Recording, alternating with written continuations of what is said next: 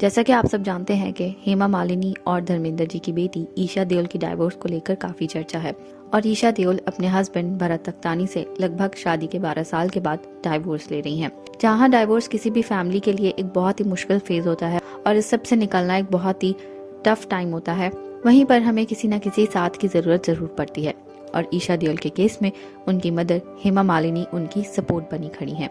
जी हाँ, हम सब जानते हैं कि ईशा देओल की डाइवोर्स पर जहां बहुत सारी स्पेकुलेशंस थी और हेमा मालिनी को इसके पीछे बताया जा रहा था कि हेमा मालिनी के कारण उनकी बेटी की डाइवोर्स हो रही है और इस तरह की बहुत सारी न्यूज़ आ रही थी, लेकिन हेमा मालिनी ने इस पर कोई भी रिएक्शन नहीं दिया और वो बिल्कुल चुप बैठी रही। ये नहीं कि वो इस बात को सच मानती हैं या वो अपनी बेटी की डाइवोर्स से काफ़ी ज़्यादा डिप्रेस्ड हैं,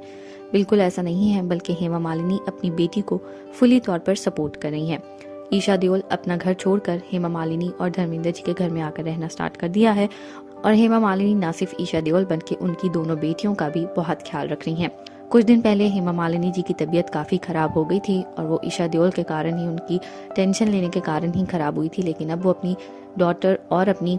ग्रैंड डॉटर्स को बहुत ज़्यादा सपोर्ट कर रही हैं। और इस तरह से हमने ये भी देखा कि धर्मेंद्र जी ने रिसेंटली अपनी ग्रैंड डॉटर की एक बर्थडे सेलिब्रेशन की पिक्चर लगाई थी जो बहुत ही क्यूट थी और इससे ये भी शो होता है कि पूरी फैमिली ईशा देओल के साथ खड़ी है और उनके इस डिसीजन में उनको सपोर्ट कर रही है। ईशा देओल ने जहां भरत तख्तानी से शादी के 12 साल के बाद डाइवोर्स ली है, वहीं पर इस सब का कारण भरत तख्तानी है। जी हाँ, भरत तख्तानी के एक्स्ट्रा मैरिटल अफेयर के कारण ये डाइवोर्स होने वाली है और ईशा देओल को उनकी पूरी फैमिली सपोर्ट कर रही है। आप इस सब पर क्या कहना चाहेंगे, हमें कमेंट्स में बताना ना भूलिएगा।